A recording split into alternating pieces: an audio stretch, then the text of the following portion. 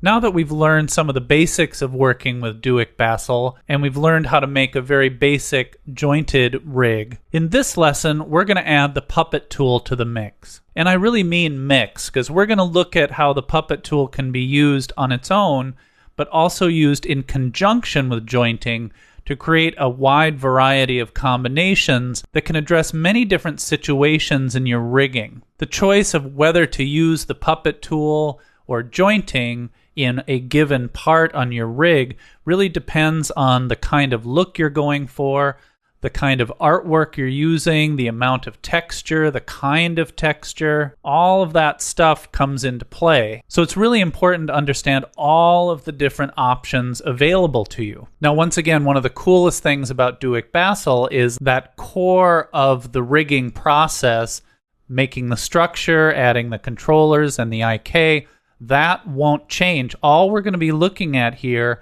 are different ways to attach the artwork to the structure. So let's go ahead and get started with Hipster Man Rig 1 here. And just for this very, very first demo, I'll go ahead and recap what we learned about making the structure and the basic arm rig. But then after that, we'll just focus on the artwork and different ways of layering, puppet tooling versus jointing, and attaching that artwork to the structure. So let's start by soloing our 3 guide layers, our left arm guide layers, just like we did before. And we're going to go to the Structures tab, and we're just going to click Arm because we've already set our preferences the way we want them, so we don't need to do that again. And then we're going to go ahead and snap these to our marker layers, just like we did before. But I'm going to purposefully make a mistake here because I want to show you the toggle edit mode, which is a really nice feature. So let's just, for this one, let's just accidentally put it in the wrong place, okay? And then we're going to go ahead and snap into place. Whoops. Snap our hand into place. We'll really quickly turn our hand on here, and then we can place our end piece right at the knuckle, just like we did before. But again, I made a mistake here. Whoops, I've got this now in the wrong place, but I've got these two in the right place. So if I was just to try to fix this now, then I'd have to re-snap this one and reposition this one, which is kind of a pain. All I want to do is fix this one, but because of the parenting, if I tried to fix it, I would mess up these other 2 layers.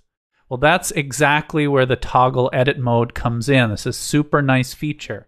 So now what I can do is I can select the one I need to fix, toggle edit mode, and you can see it renames it, and it temporarily unparents its child. So now the hand is temporarily unparented. And now I can go ahead and snap this guy into place. Let's get that in there. There we go. Snap that into place. And with that selected, just hit toggle edit mode again, and boom, it reparents it, and we're back in business. Super, super cool. So this is a really nice feature that will come in particularly handy with more complicated rig structures like torsos or fully rigged hands and fingers where there's a lot of different parts and the possibility for making mistakes is much higher. Okay, now that we've got our structure in place, we can turn off the visibility of the markers, and we can select those structures, go to Links and Constraints, and Auto Rig. I'm going to go ahead right away and rename that controller, and I'm going to zero it out. And let's make a few adjustments here. I'm going to rotate the icon.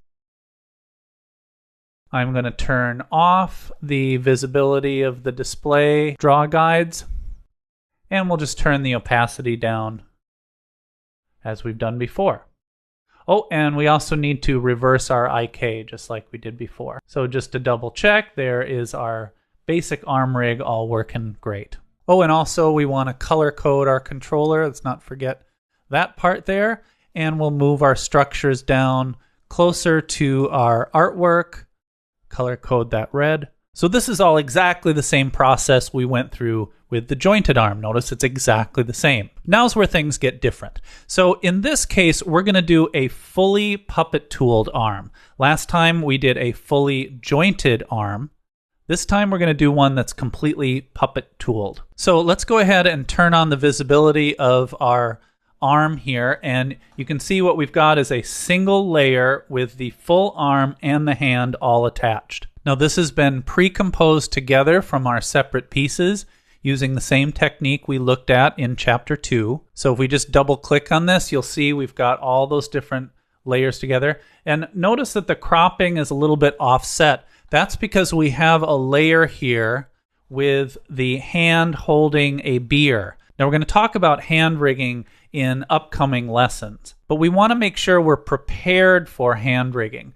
So what we want to do first off is to have enough room in this pre-comp for this hand holding this beer. But we also want to make sure we actually turn on all of these layers. We're eventually going to rig up a little slider that will allow us to select these different hands one by one. But when we're using the puppet tool, it's important to have all the layers on. And this will make more sense once we've worked with the puppet tool a little bit, and then once we get to the hand rigging lesson.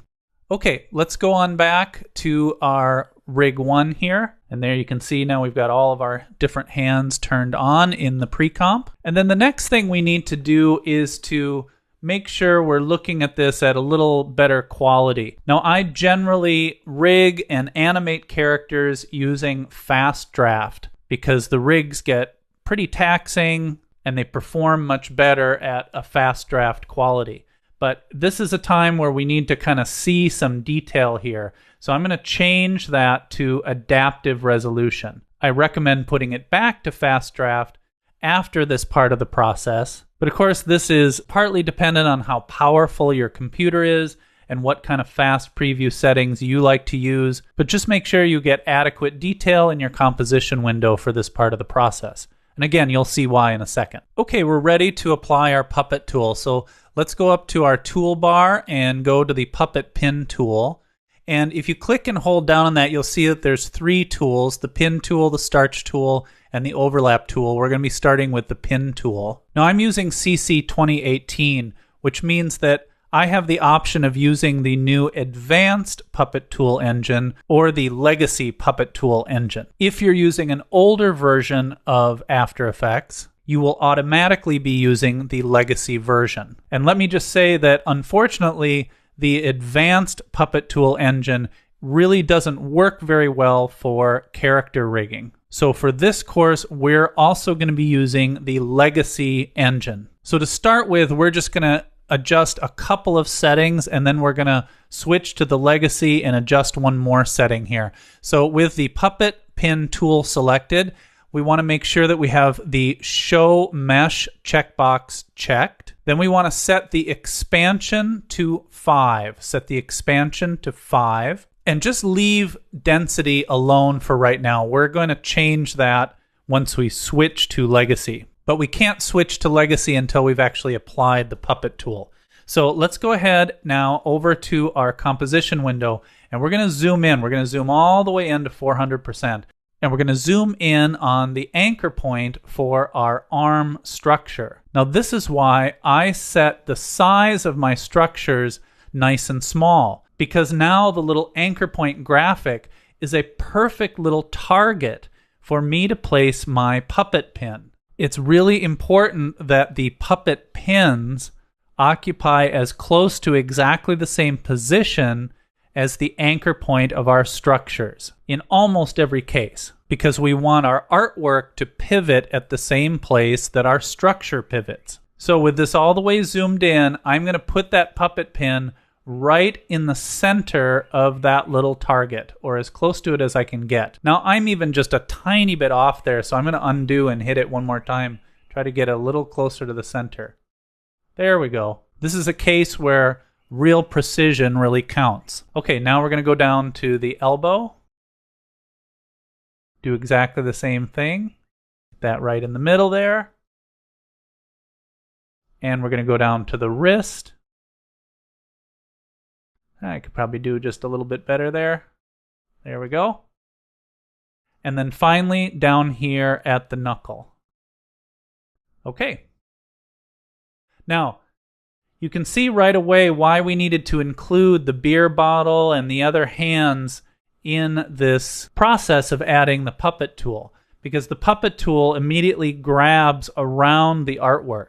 And since we're going to eventually add a selector, which will allow us to select either the ordinary hand or the hand with the bottle or the different hand poses we have here, we have to make sure that that puppet tool encompasses all of that different artwork. Even if we're not going to have the bottle turned on all the time, we need to have it encompassed within the puppet tool so that the puppet tool will function whether the beer bottle is on or not. Now you can see that the puppet tool has been added to the Effects tab on our layer. And here's where we can choose which puppet engine we're going to use. And again, I do not recommend the advanced engine for character work. They've made some interesting improvements to the advanced puppet engine, but unfortunately many of the improvements aren't really improvements that help character rigging or character animation very much at all. So we're now going to switch this from advanced to legacy. Once we switch to legacy, we're going to reselect the mesh. And you can see our options have changed just a little. Notice it no longer says density, it says triangles. And what we're going to do is we're going to turn these triangles from 50 to 1500. If your mesh disappears the way mine did, just wave your cursor over it and it'll pop back into place. So you can see now we have a lot more triangles in there, which means we'll get a much more sophisticated deformation. So expansion of 5, triangles at 1500. Now, if you've never used the puppet tool before, the idea of the puppet tool is to provide these pins on a piece of artwork that allow the artwork to bend and deform around those pins as little pivot points. The pins themselves only have position value. So I'm going to select the layer here. So I'm going to select our layer here, and I'm going to hit the U key, which is going to bring up the puppet pins we created. Because the other thing that happens when you create a puppet pin is you automatically create a set of keyframes. And by the way, you want to make sure you're at frame 0 while you're doing this. Otherwise, your keyframes will be out here somewhere. If you did that, just move your CTI back to 0 and slide your keyframes back to 0. But it creates this set of keyframes, and you can see that each pin has a position value only, not a rotation value, only a position value. Now, one of the big problems with the puppet tool is the fact that there is no rotation value and there's no way to actually parent these puppet pins together to create FK systems or IK systems. They're really just these wiggly, wobbly little pins that certainly deform the artwork, but they don't really allow for any kind of control. So like if I was going to try to bend this arm, I would have to move each individual pin around to bend the arm, and I wouldn't have a lot of control over that when that's animating. It's not a very good system in and of itself. There are pick whips here to allow you to inherit a position value, but that doesn't work very well because the position value of these structures, for example, are very different than these numbers here because of the parenting, so everything would just become a big mess if we tried to just parent these directly to these structures. So we need a way to connect these puppet pins to our structure so our structure can drive our artwork. And that's where Duik's add bone script comes in. But before we run that script, what we need to do is name our puppet pins, because the bone script will use whatever name has already been given to the pins, and we're going to end up with a lot of puppet tool stuff in this project, and we don't want just puppet pin 1, puppet pin 2. It's going to get very confusing very quickly. So we need to go through and name each one of these. So let's select each pin in turn and rename it. So our first puppet pin is up here at the top of our upper arm. Now I like to name pins after the joint they are positioned on rather than the body part that they will be driving once they're attached to the structure. And that's just a way for me to kind of differentiate between the different parts, so I don't have too many parts called arm or upper arm or hand. And it's extremely important that no layers have exactly the same names, although Duik kind of takes care of that with its little prefixes. But it still can get very confusing. So I personally like to name the pins after the joints rather than the body part. That's entirely, again, up to you. Remember, it doesn't matter how you organize, just that you organize. So you can name these what you like. Just make sure each has an individual, unique name and something that you can easily understand. So I'm going to call this first one L shoulder, then L elbow, L wrist, and L knuckles. Once you've got your pins named, then we're going to select all 4 pins and we're going to click the Add Bone script. Now what the Add Bone script does is creates these 4 separate shape layers, and it uses expressions to tie the position of the pins to the position of these shape layers. And you can see they're represented by these pin icons here. Now, if I move one of these pin icons, you can see it is now driving the puppet pins. But what's significant here is these are now regular separate After Effects layers with both position and rotation value, and they can be parented, have expressions added to them, all kinds of stuff that weren't possible when they were just these simple little puppet pins. So it basically makes the puppet pins into standard After Effects layers, which just gives you a lot more options for manipulating them. So our puppet pins are now driving our artwork right on our artwork layer, and now our bone shapes are now driving the puppet pins. Now, just to really quickly review why these were called bones and why that name is still being used. Because this now allows us to parent the puppet pins, essentially, we could just create a simple FK system by just parenting these one to another. And then now, for example, if I rotate the elbow, it now moves those puppet pins as if there are bones inside this arm. So it was a way in the old days of giving puppet pins quote unquote bones. But what we're going to do instead to connect this up, we're simply going to parent these bone layers to our structure layers that have our IK system and our controller and everything already functioning. So the shoulder bone to the upper arm, the elbow bone to the forearm, the wrist bone to the hand, and the knuckle bone to the arm tip, which remember is at the same position as the knuckles. Now we can actually turn the visibility off of these pin layers. We don't really need those. We can actually turn off the visibility of our structures as well. And if we pick up and move our controller, you can see it's now driving the arm with our IK system. If I rotate the controller, it is now rotating the hand, just like with our jointed rig. Now, before we go any further, there's one more parenting step we need to take, and it's an important one. So let's take a look here. One of the things that's significant about using the puppet tool is that once you've used the puppet tool on a layer, the normal transformation properties of that layer no longer matter. So you can see I can actually move the position value or the rotation value of this layer. Notice it just kind of wiggled that puppet tool a little bit. It doesn't actually affect the artwork, except for that little bit of a wiggle there, any longer, because it's the puppet pins that are now controlling the position of this artwork. So what that means is once our rig starts moving around like crazy and we're moving around the body and we're positioning the arm and we're doing all that stuff, the actual layer holding that artwork will essentially just be sitting there. And that can potentially cause some problems because you will get drifting as the puppet pins pull the artwork farther away from the original layer. It'll start to drift a little bit, and you'll get things not quite lining up correctly. So, one of the final steps you want to take in your parenting is to take the original artwork layer and parent that to the top of the chain of the rig, which in this case is the arm structure. That's what's kind of driving everything here. Everything ultimately is parented back to that arm.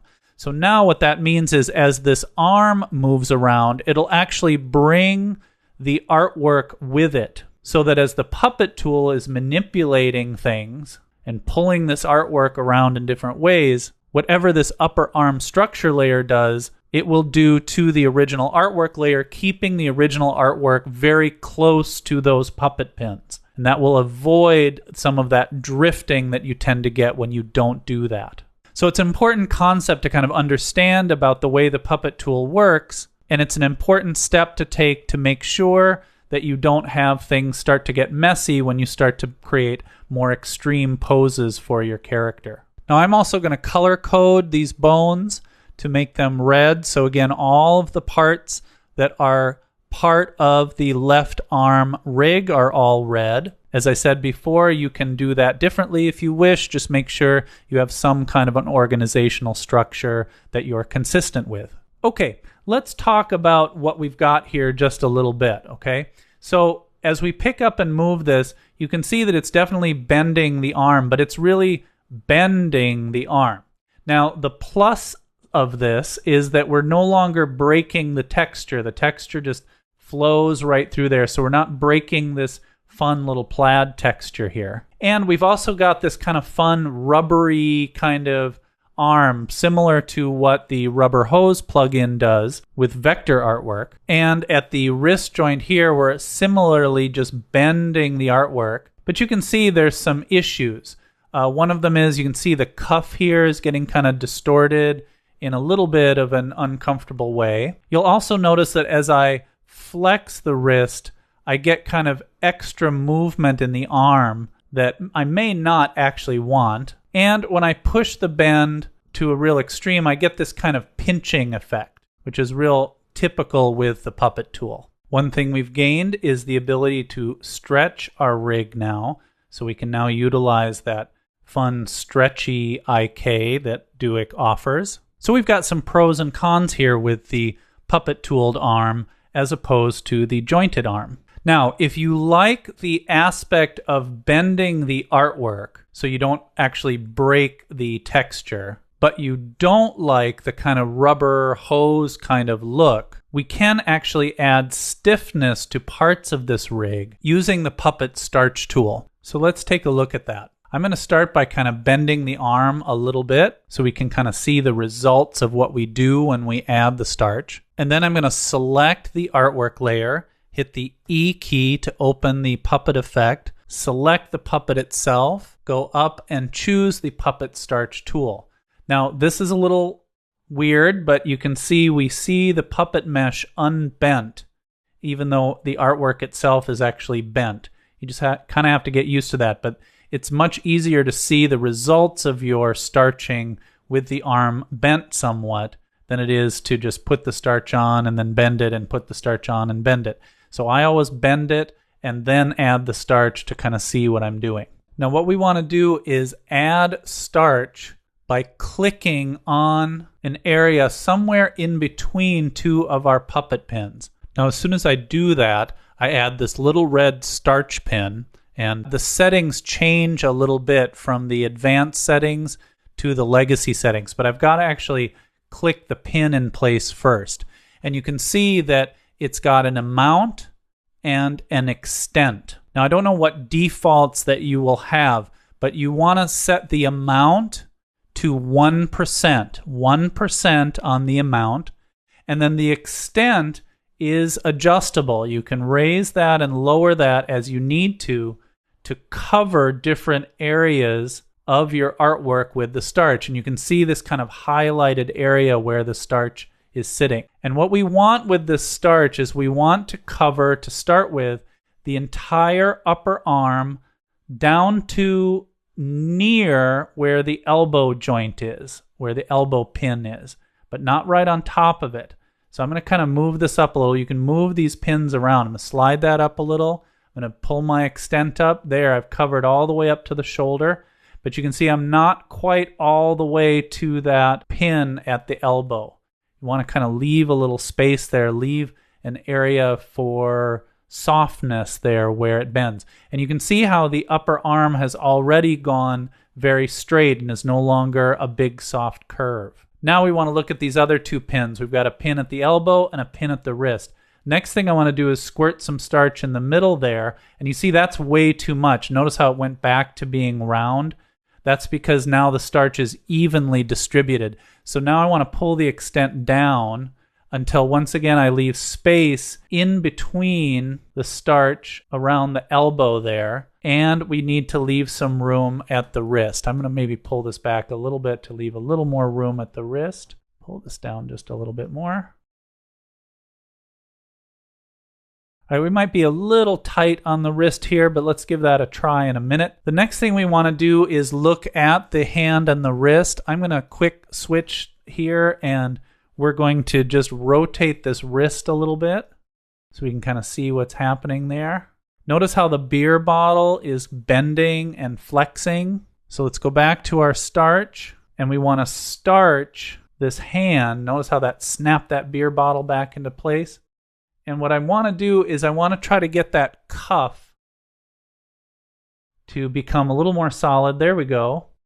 And also get that beer bottle covered.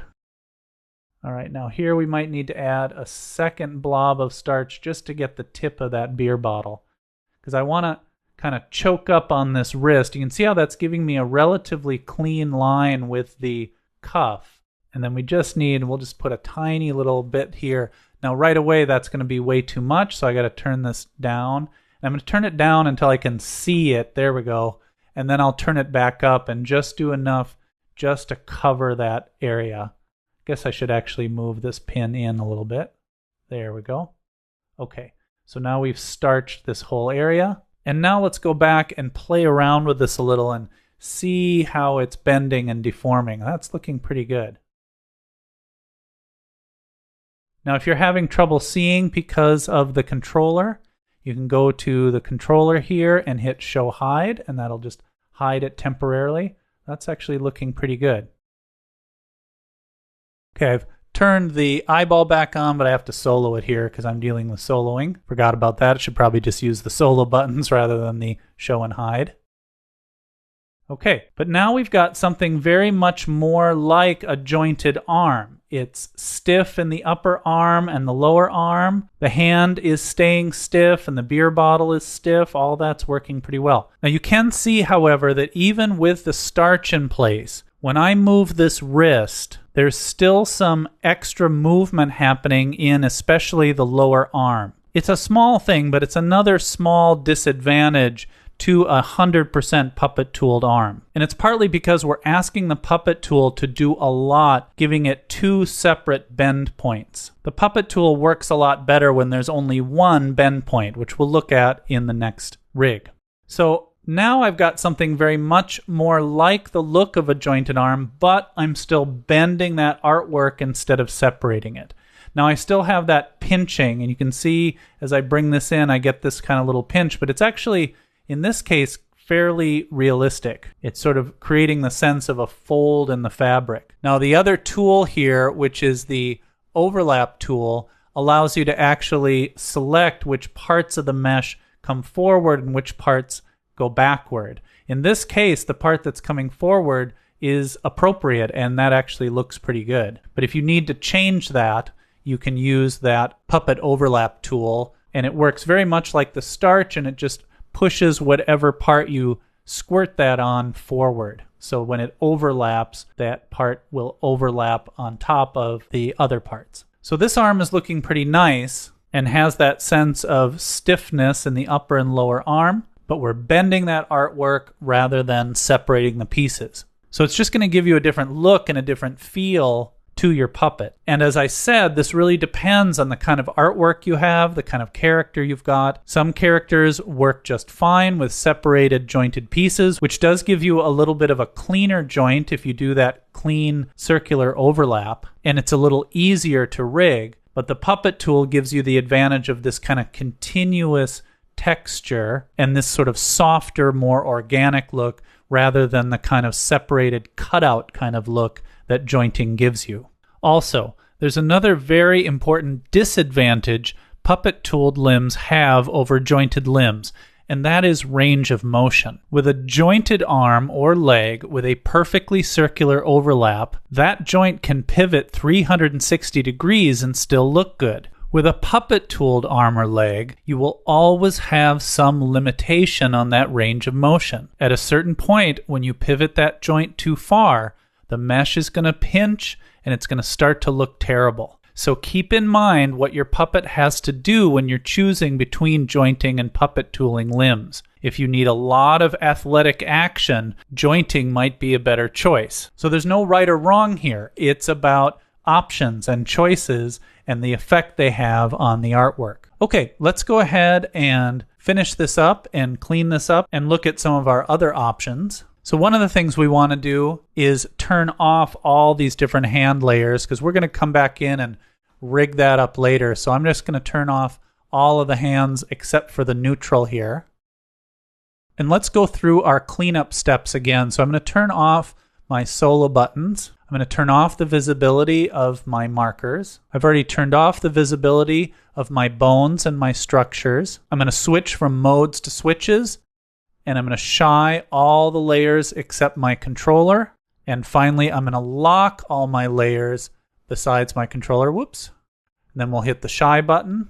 And once again, we've got that situation where the only thing that I can click and drag on is my controller. I can't click and drag on anything else. And the only thing I can see in my timeline is my controller as well. Oh, and just like I mentioned when we did the jointed arm, if you want to practice a little bit, you could go ahead and rig up the right arm using the same techniques we used to rig the left arm, but that's up to you. Okay, let's go ahead and switch to the second rig here. Now, as we talked about before, some of the disadvantages to the 100% puppet-tooled arm were that we got this kind of extra wiggly movement whenever we bent the wrist when we had the puppet tool going all the way through the arm. And once again, the puppet tool does not do a very good job having more than one pivot point. It does a much better job when there's only one bend point. So now that we know how to joint and puppet tool, we can now use the advantages and disadvantages of those in different situations. So one of my favorite combinations that works really, really well is when we puppet tool just the arm, in other words, the upper arm and the lower arm, but we joint the hand. Now the advantage there is that when we move that hand, we're not going to get that extra wiggle in the arm. But we'll get the advantage of the puppet-tooled arm where we aren't breaking the artwork at the elbow. This particular combination is particularly good if you don't use starch and you want that kind of bendy rubber hose kind of look. Because if you recall, we got the worst wiggle in the arm before we added the starch. The starch took some of that out. So if you want an arm that's a soft bend, but you don't like that little sort of extra wiggle you get, this is a really good combination rig to use. So in this case, we've already rigged up our structure. So we've already got the controller, the structure, the IK, all that kind of good stuff is already in place. So that's all set to go. We're not going to repeat that. But we do have the artwork set up differently. So in this case, we have our separate hand layer. And then we have a pre-composed upper and lower arm, so we have a single layer for the entire arm. So let's go ahead and switch our fast preview settings to adaptive resolution as we did before. Let's go ahead and grab our puppet pin tool, once again with our expansion at 5. Make sure we have that arm layer selected. We're going to zoom in again all the way to 400%. And just like we did before, we're going to get those puppet pins as close to the center of these anchor points as we can.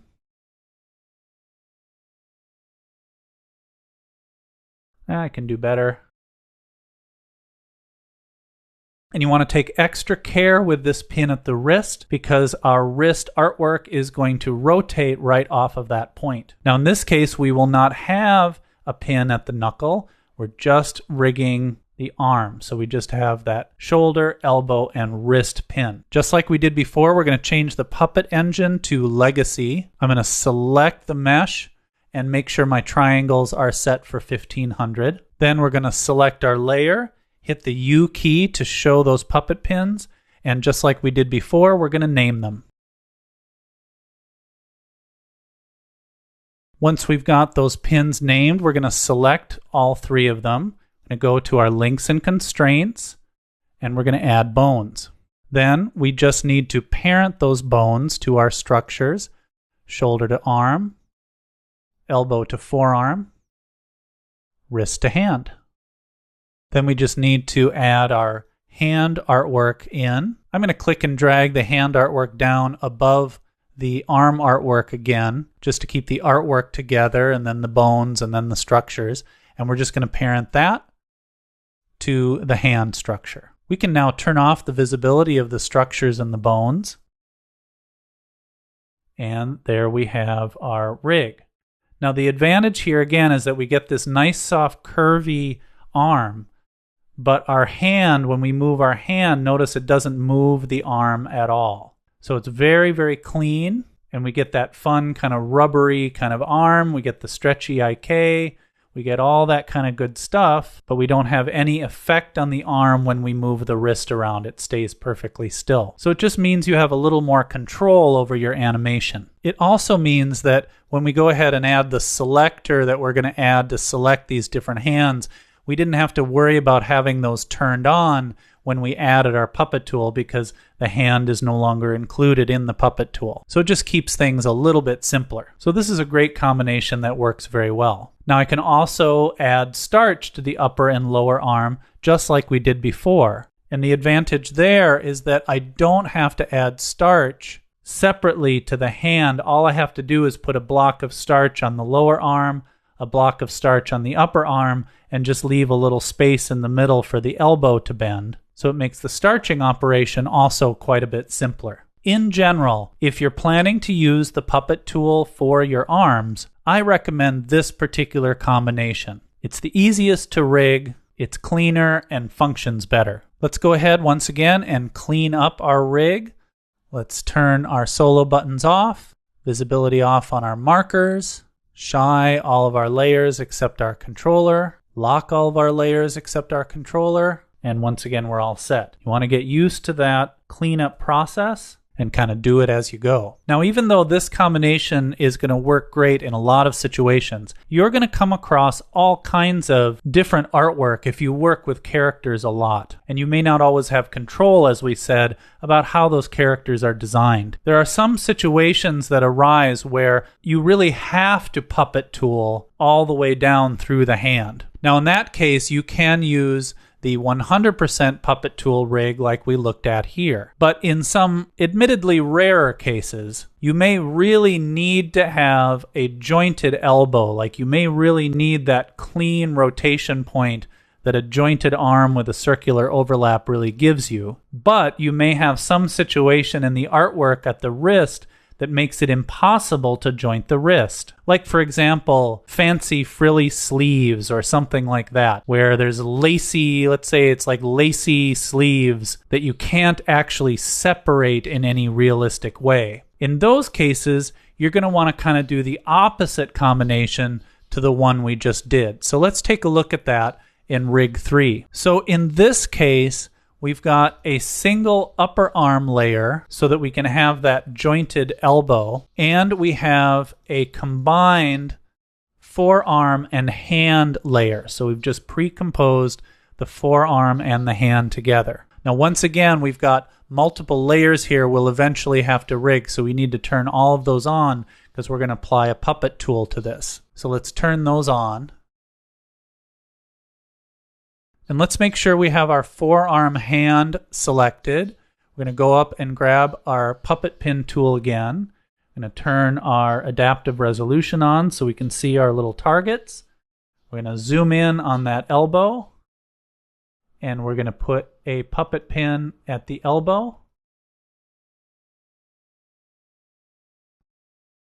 And at the wrist. Oops, got that one off a little bit. And at the knuckles.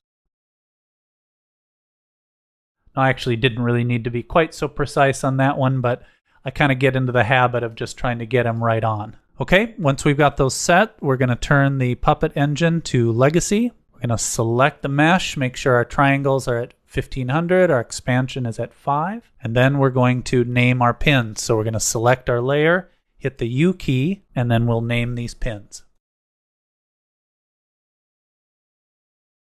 Once we've got them named, we'll select them, add our bones. And because our name got a little bit long here, we're going to have to kind of look at which one is which when we parent these to make sure they parent correctly, but it shouldn't be so difficult.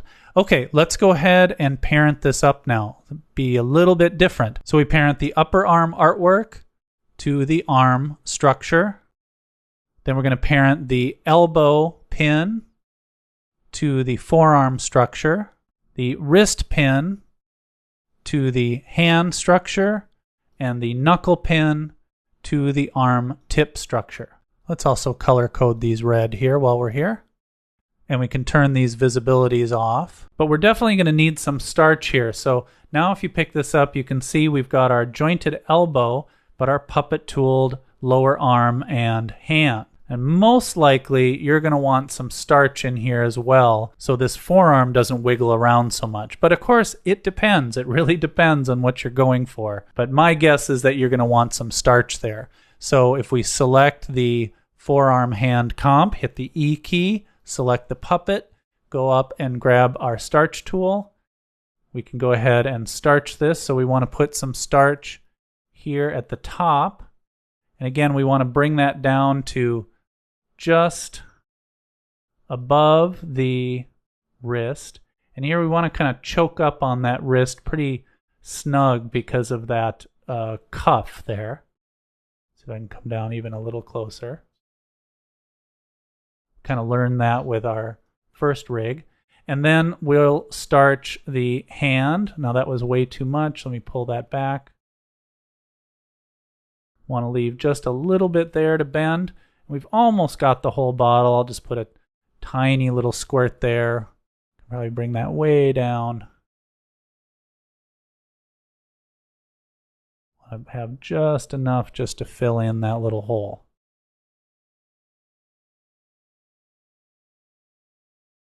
There we go. There we go. That's working pretty good. Good. We're getting pretty decent deformation there right around the wrist. It's kind of pinching the cuff a little bit, but not too bad. Not too bad at all. And again, if we had a situation where we just couldn't break the artwork up right here, but we wanted to break the artwork up here, we now have that situation. So it's really important to understand these different options and what the different options give you in terms of pros and cons. And to understand that you can break your artwork up or not break your artwork up in a variety of different ways. Again, the cool thing is that our basic structure and our basic rig just stays the same no matter what. It's just how we separate the art, whether we use the puppet tool or jointing, and then whether we're attaching the bone layers or the artwork layers directly to the structure. Let's reset this. Oh, and I almost forgot. We want to make sure and parent our artwork into our system here. So in this case, because this is the forearm, we want to parent that to the forearm structure. So when that moves, it moves us around. And I just realized I forgot to do that with the arm in this rig. Let's jump back there and fix that. So let's go back to rig 2, open up our layers. Yep, sure enough, I forgot to do it. Let's unlock the arm composition, and we're going to parent that to the arm structure. Really important thing to remember, and unfortunately, it's an easy thing to forget because the rig will work just fine whether you do this or not. The only time you'll start to see any trouble is when you start to really radically pose the figure, and you might get some drifting in that puppet tool. So this is an easy one to forget, but an important one to remember. Okay, let's lock that back up, shy those away. And over here, we just need to finish our cleanup. So we're going to unsolo our layers, turn visibility off, toggle our switches and modes, get those shy buttons going. Whoops. Lock all these other layers. Again, accept that controller. Shy that away. Okay, we're all set with our second combination rig. Now this one, quite honestly, is going to be used less often, but it's really nice to know that you have these options available when you get into sticky situations. Oh, and one more small thing we forgot to do. Once again, our stretchy IK doesn't work in this case because we have a jointed upper and lower arm. So we just want to go into the stretch option and turn auto stretch off. That way that arm will just stay as one piece if we move that controller too far away. Now everything that we've been looking at so far has either been a fully jointed rig, fully puppet tooled rig, or kind of combinations of either puppet tooling parts or jointing other parts. Now the last type of rig I'd like to show you really blends those two techniques together, which is why I call it a blended joint rig. Now that's just my dumb term. It's nothing official. It's not a terminology you'll hear anywhere else. But I think it aptly describes what I'm going to show you. Basically what a blended joint does is allow you to have the stretchy IK, which is a very nice option to have, along with a clean jointed elbow or knee in case you're doing a leg. So let's go ahead to rig 4 here and take a look at how we're going to set this up. We've got an upper arm piece and a lower arm piece, just as if we were doing a jointed rig, and a separate hand piece. So again, our layers are just as if we were doing a plain jointed rig. But what we're going to do is we're going to add puppet tools to both the upper and lower arm. So let's start with the upper arm here. We're going to, again, turn our resolution to adaptive. We're going to grab our puppet pin tool. We're going to zoom in. And we're going to put a pin at the shoulder. And a pin at the elbow. Then we're going to select the lower arm, and we're going to put another pin at the elbow on the lower arm. We want to get that really precise, and then one at the wrist. Now on both of these, we want to turn our puppet engine to legacy. We want to make sure that we have expansion of 5 and the triangle's at 1500. Just double check that. And then we're going to name our pins. So let's select the lower arm first. And I'm just going to add a low and up to these names just to make sure we're differentiating between the two different elbows in particular.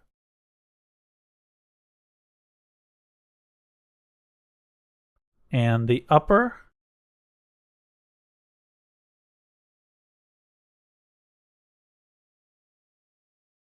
And the nice thing about the bone script is we can actually choose puppet pins on multiple layers and run the bone script, and it'll run it for both layers.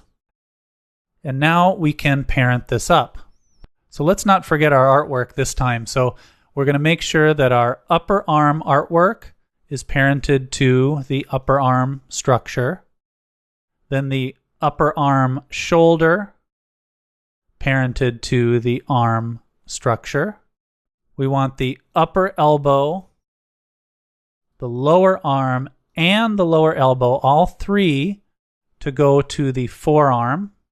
And we want the wrist to go to the hand, and the hand artwork to go to the hand. Let's turn these bones color-coded to red, and we can turn their visibility off. We can turn the visibility off of our structures as well. And let's have a look at our rig. Now we're going to be close, but not all the way there. So you can see now we've got a regular jointed type of rig, but it stretches, which is really awesome. Now there's a problem. Notice when I stretch that the pieces start coming apart a little bit at the wrist and at the elbow. But we can fix that with starch. We also can't see it because it's not attached to a body yet, but the shoulder is drifting some as well. So what we need to do on both of these layers, we'll select the upper arm first, hit the E key, select the puppet, and we're going to grab our starch tool. And what we need to do is just put a blob of starch right around the circular overlay. And see how that automatically snapped that back up? We're going to pull that up and just wrap that around, basically covering where the circular overlap would be. Just a little bit more there. And then we want a blob here at the elbow. See how that started to bring that together? Then we're going to jump to the lower arm, E, select the puppet, and again, squirt of starch over that circular overlap. You can see how that kind of snapped that back into place. And a blob of starch there over that circular overlap. And did you see how that popped that back into place behind that hand? So basically just blobs of starch covering those circular overlap points. Okay, let's close these back up again. And now you can see we get our stretchy IK, but our arm is no longer separating. And when we bring it together, it snaps in just like a jointed rig. So this is a really nice rigging system because it kind of gives us the best of both worlds. We get the nice, clean, circular overlapped joint of a jointed rig, and we get the stretchy IK of a puppet tool rig. I like this kind of rigging so much, I tend to use this in every case unless I have a compelling reason to use the puppet tool between the upper and lower arm. And quite honestly, with this particular artwork with this plaid, I would probably end up choosing the puppet tool for this particular artwork. But if you don't mind the sort of cutout look, or if that cutout look doesn't really affect your artwork because, say, you've got all one color or a simpler texture, then this is a great kind of best of both worlds rigging system. Okay, let's reset this and clean this up. Again, we're going to turn off our solos, turn off our markers, shy, and lock. And we're all set. Now, I'm not going to walk through sort of this last potential combination, but just to make it clear that you could do this kind of a blended joint rig pretty easily with the puppet tooled wrist we looked at here. So we've already got a puppet pin here at the top and here at the bottom. If you puppet tooled the top and bottom of this upper arm and then just parented it the same way we did for this rig, then you would have a blended joint upper and lower arm and a puppet tooled lower arm, wrist, and hand. So that's just another possibility, reinforcing the idea that you have many, many options once you get these two basic concepts, puppet tooling and jointing, and then blending the puppet tool and the joint together. Well, we forgot to turn off the layers in the hand there, but that's okay. Still need to turn off those extra layers so he doesn't have 5 different hands there, but that's all right. So these two processes, puppet tooling, jointing, used in a variety of different combinations, gives you a whole range of pros and cons that allows you to attack all kinds of different artwork situations. And remember, it all comes back to the artwork, the needs of the artwork, and the kind of look that you're going for, both with the look of the artwork and the movement of the artwork. Is it supposed to bend and be rubber hosey, or is it supposed to be more cutout feeling, or is it a combination? You have to assess each situation and use the best combination for that situation. Now, this also brings us back to our artwork prepping conversation.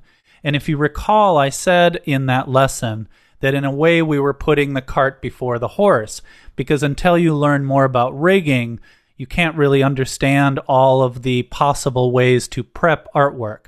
And this is exactly what I'm talking about. As you can see here, we've been using pre-composing in order to combine and separate different parts of these arms. But if you had a very, very clear idea moving forward, like, well, I know I'm going to puppet tool this arm, and I know I'm going to separately joint this hand, well, then you wouldn't necessarily have to separate the upper and the lower arm. You could just leave those as one layer if you know for sure that that's going to be puppet tooled. But some of that comes with experience, or at least having a really good understanding of rigging and how you're going to put things together. When in doubt, separate the layers and pre-compose if you need to. I would recommend, however, even if you don't separate an upper and lower body part, I would still make a marker guide for where that limb is going to bend As you saw, it makes it easy to set up the structures, which in turn makes it easy to place the puppet pins. So it's a good idea to make those markers, to make those guides for where the joints are going to bend, whether you're separating parts or not. Okay, we've learned all about rigging arms here. We've looked at a lot of different combinations and ways to separate the art and use the puppet tool or use jointing or blending or whatever. In the next lessons, we're going to take a look at hands. And just like with the arms, we'll look at a variety of different techniques for rigging hands so that you can tackle any situation that comes your way. We'll see you in the next lesson.